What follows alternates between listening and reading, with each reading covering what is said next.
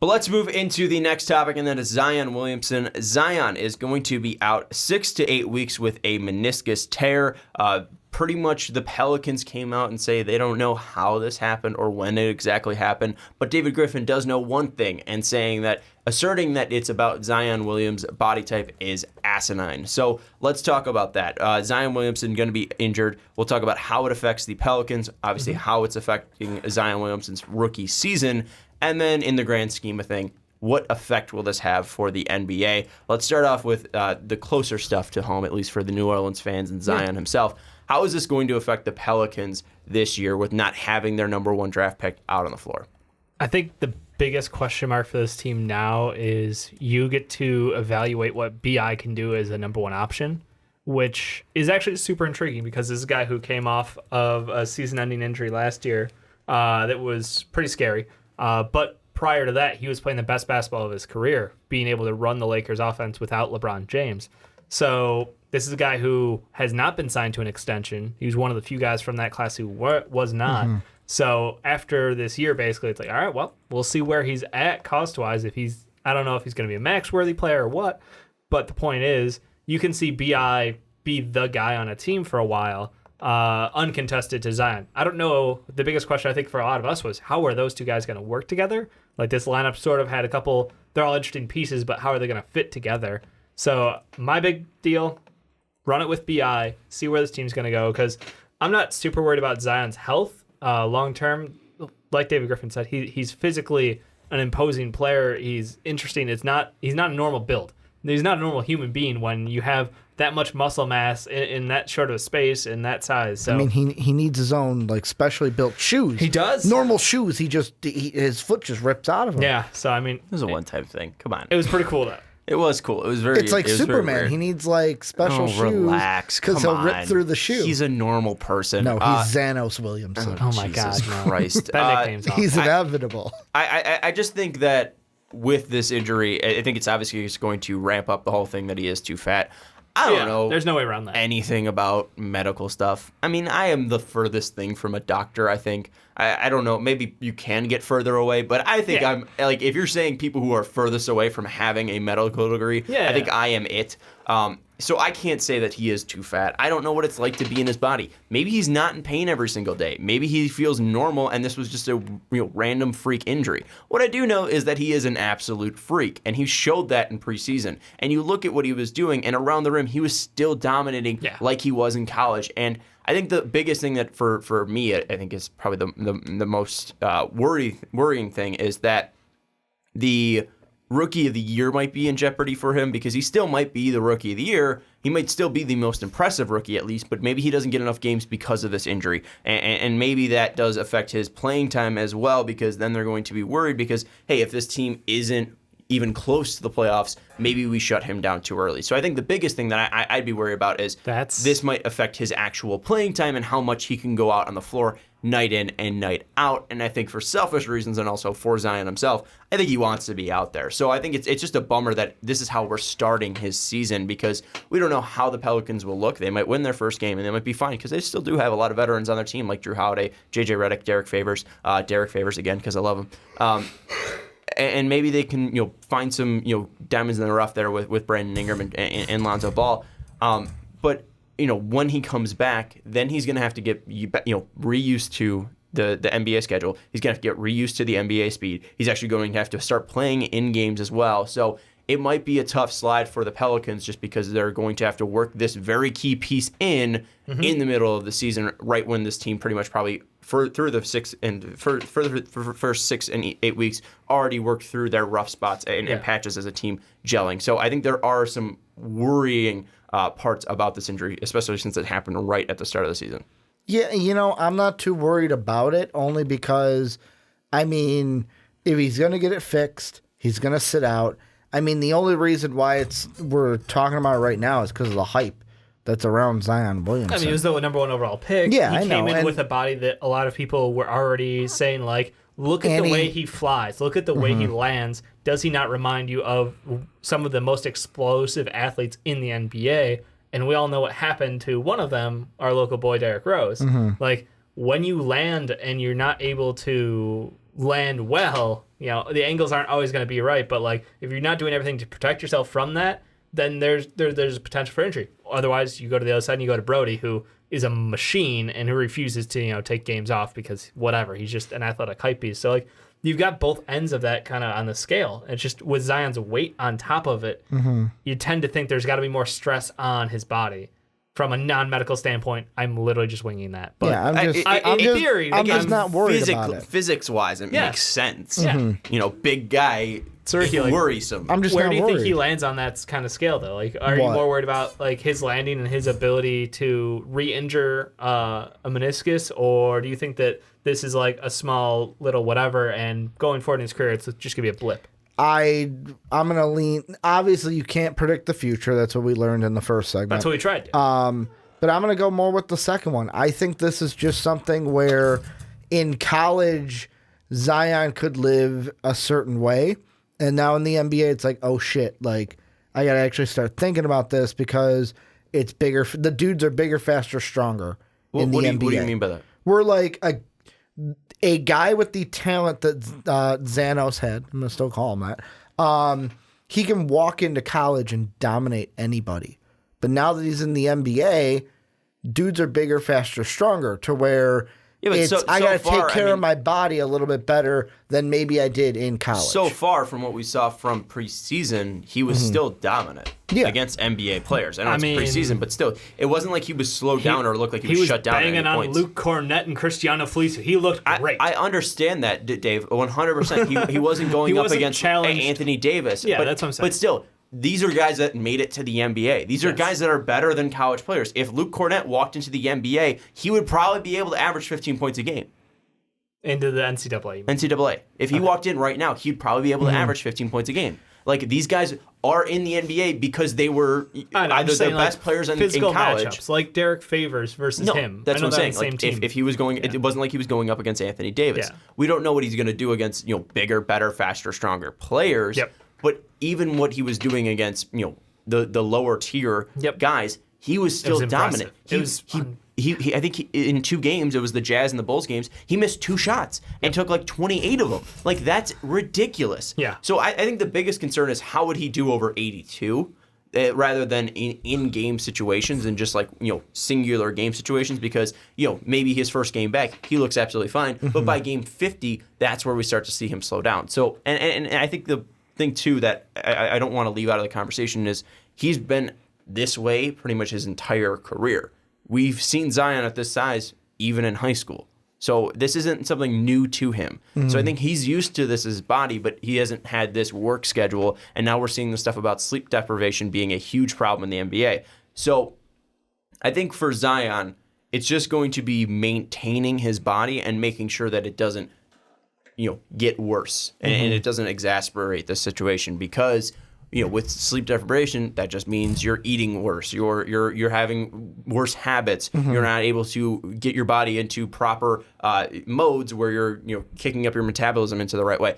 That stuff I do know. That's the furthest to my medical degree. And that's a good point though, because the thing, and I know that Sean, you and I know this because we called basketball games for like our college basketball. Once you hit the conference schedule, it's very much like, I have a game on Wednesday, I have a game on Saturday, I have a game on Wednesday, I have a game on Saturday. That's like, some of them are like that. Or it's like, okay, I have Tuesday and then Friday and then Saturday, where it's like there's not any back-to-backs. Where in the NBA, you're going to get back-to-backs. We don't have as many, but you will get that rather than like as well. Exactly. The travel is further. But then with that, you don't have to go to school every single day, so that's less time that's going out. But you got to work out every day. But you do have to work out every day, but you don't have practice every single day. So that, and where in college you pretty much do have practice every single day. So there's things to gain and things to lose without a doubt. I'm not saying it's going to be easy, but it's just going to have to be something that he has to adjust to. Well, I mean, you're going to classes unless you go to North Carolina. Then you don't have to go to classes. So no, I know. And plus, in the NBA, a couple teams do practice every day. Have you seen Jim Boylan?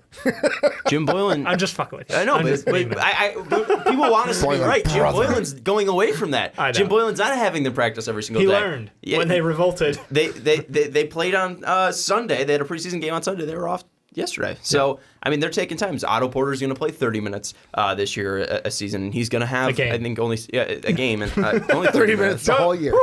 Concerning me there. Over 60 games.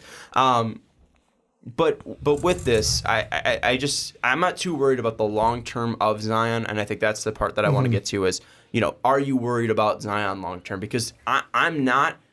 I think that I don't know what his body is feeling like. I don't know how he injured this, and I think there's a ton unquestioned to be like, all right, well, he's immediately going to be a bust before we even see him play. Because if he is this extraordinary player, then maybe the Pelicans put him in the right situations to where he's not overextending his body and overutilizing his body, that he does get rest to make sure that his body does heal up every single day, because we see this all the time now in the NBA. He is coming into a great situation, a great era to be in, an era that is making sure that players are fully themselves every night in and out. Yep. And if you're not, you're just not going to play. So I think that Zion is in a very good situation, at least for the era that he's in. He's not in a good situation because he obviously is injured right now, but I think if he's able to realize that, if he gets re-injured this year, then maybe he starts reassessing where he is. But let's let him play a full entire season before we say, this kid's going to be a bust. Oh, here we go. We knew this was going to happen.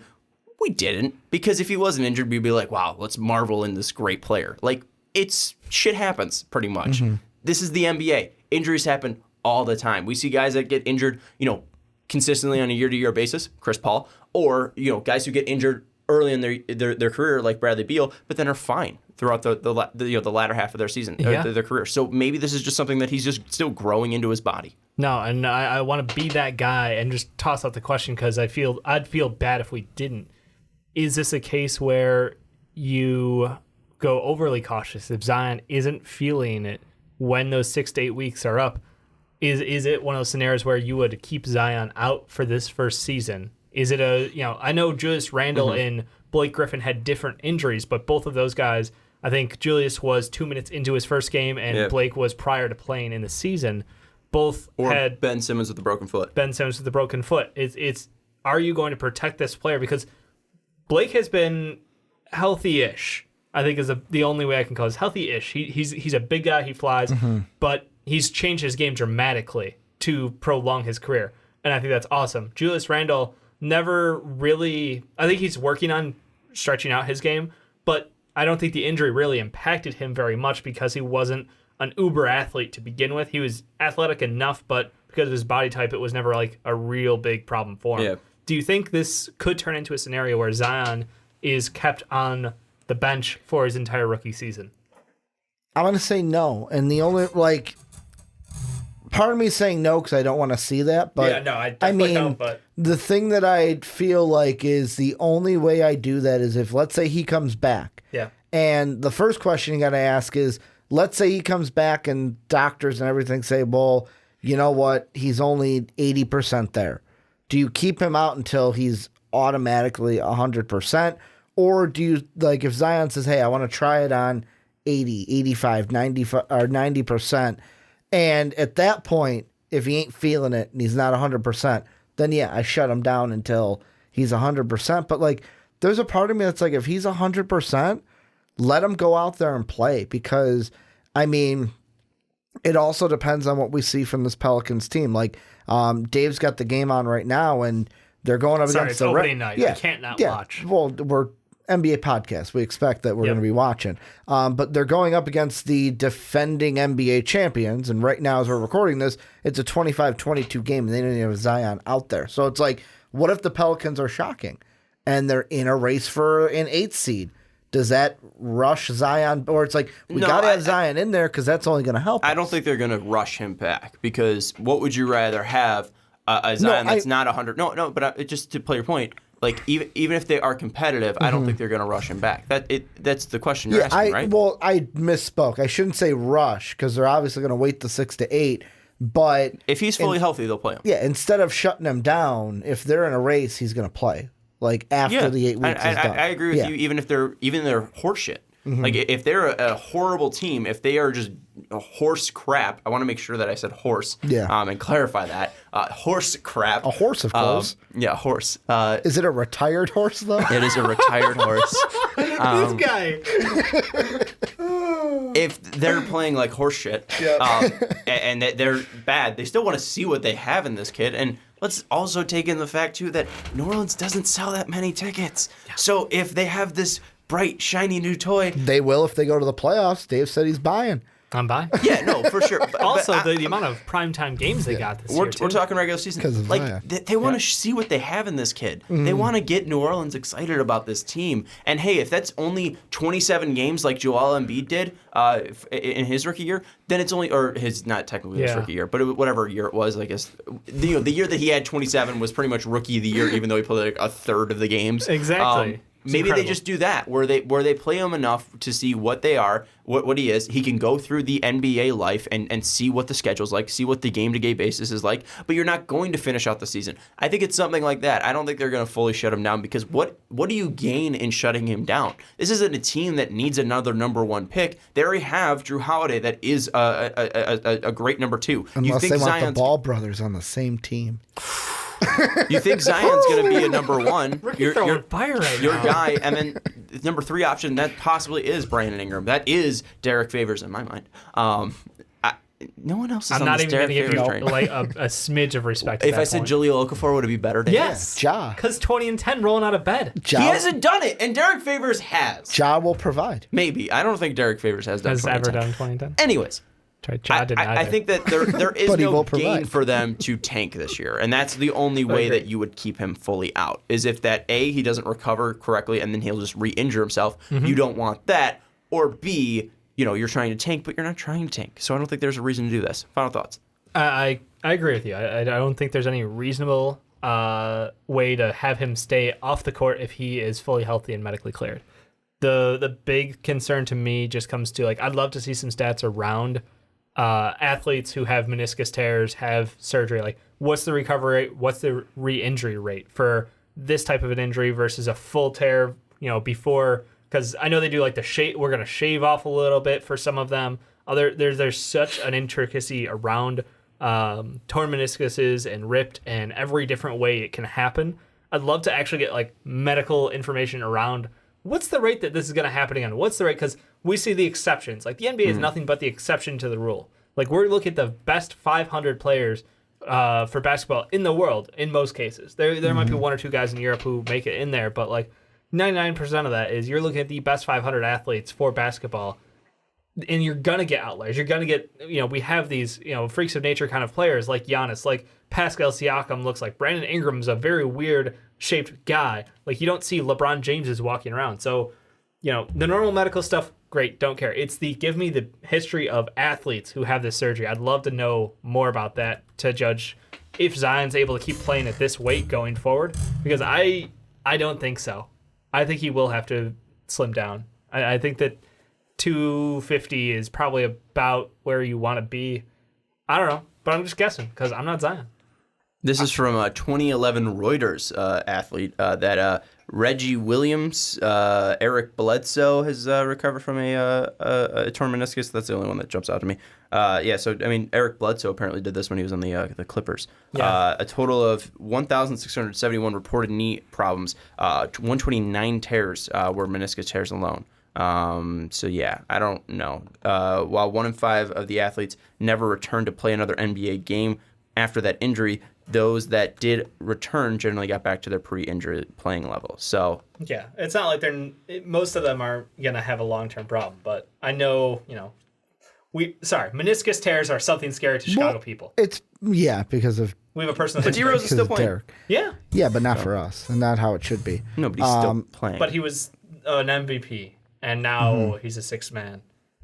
Like that's sort of the. But the NBA also drastically changed in that. No, but he also got injured year over year over year. That's my thing. But I'm always concerned about what's the next injury. So far, this is just one injury. Yep. So and if this heals up and is fine, yeah. And the only reason I don't want to say overreacting, but I'm going to say overreacting. No, there's a spotlight on is because it's Zion. Yeah. And the hype that comes around him, The only question I'm going to ask is the one that we kind of didn't is, let's say Zion misses, let's say he comes back at the latest late December. Can Ja do enough until then to get a early head race, and could he be a favorite now to win the Rookie of the Year? I thought you were talking Ja Okafor, No, and I was Morant. like, what the fuck does Ja Okafor have to do Could with be a Zion outside of monster. their teammates? Morant. Does he become now an odds-on favorite to maybe steal the Rookie of the Is Year he- away from Zion? He's the favorite right now, yes, because he has the opportunity to play a full 82, where Zion already is going to be behind the 8 ball. Or is it RJ? Is it a guarantee? No, because you do have RJ, you do have Michael Porter Jr., you do have Zion who can come back. I think the favorite's Kobe. still John Morant. But I think Zion could still do enough. I mean, if Zion comes 40 back, games of Zion probably can win an MVP or not And- MVP, Rookie of the Year. Well, Yeah. I think the thing too is if they start winning with him back, then that might push it a little bit Absolutely, further. because So the expectations for the Grizzlies are low. Pelicans are in that mid-range, scary Western Conference. You don't know if they're a playoff team or not. because if you're looking at this team, you're like, all right, what are they without Zion? And they're like, a 500 team, and then Zion comes back, and that propels them to like. I'd be surprised they're 500. Well, whatever. I'm just throwing something out Yeah. there. If they're like a 25, their win percentage at like 25%, and then Zion propels them to a 500 team, That'd be pretty incredible. that could be something that could flip it. It just depends on when he comes back, and then if he plays less than 20 games, probably not. But if he plays I think the 30 gold number great is like games, 30, he could. Yeah. right? That's Yeah. what we're all feeling. 30. So if he plays 30 great games, it's possible. It's possible. It's just that he's not in the Malcolm Brogdon year of Rookie of the Year. He's going to be playing with a ton of great rookies like John Morant and R.J. Barrett, Michael Porter Jr., and all the other guys. God, that year was disappointing. Oh, awful. Anyways, let us know your thoughts on the Zion injury. Are you worried about it? How is it going to affect the Pelicans? Obviously, it's going to hurt them early in the season, but long term as well. And then who do you think is going to win the Rookie of the Year? Dave, you changed your mind? You're going with Ja? I think I had Ja in the first place, right? Yeah. So you're sticking with Ja? Yeah. You it's changed from Zion? No, Zion's going to win. Xanos is You brought up the inevitable. question, so I was I just know. wondering. It's a topic. But no, he's inevitable, just like Thanos. All right, I don't even get the reference. I'll go with Zion. Let us know your thoughts down in the comments below.